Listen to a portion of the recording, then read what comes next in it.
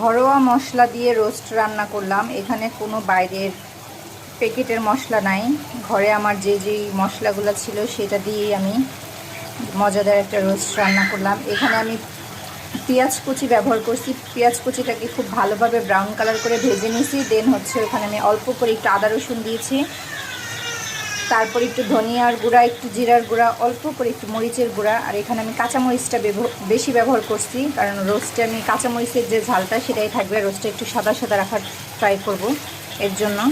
তো মশলাটাকে কষিয়ে মাংস আগে থেকে আমাদের রাতের স্পেশাল রান্নাবান্না।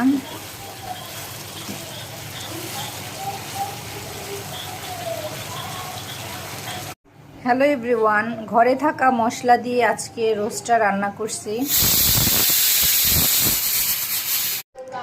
হ্যালো এভরিওয়ান, আমাদের রাতের স্পেশাল রান্নাবান্না রোস্ট রান্না করলাম। এটা সম্পূর্ণ ঘরোয়া মশলা দিয়ে রান্না করছি, মানে প্যাকেটের কোনো মশলা দেওয়া নাই। এখানে ঘরে থাকা যে মশলাগুলো ছিল সেটা দিয়ে রান্না করছি।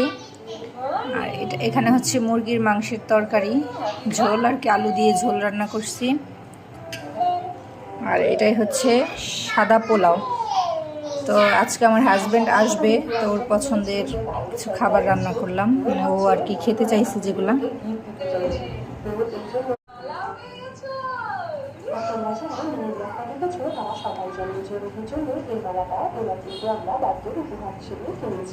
আমার মাত্র কিন্তু একটা সুন্দর জিনিস কিনেছেন, যদি না দিতে পারো তাহলে নিজ লেখা একটু দিয়ে চেক করো।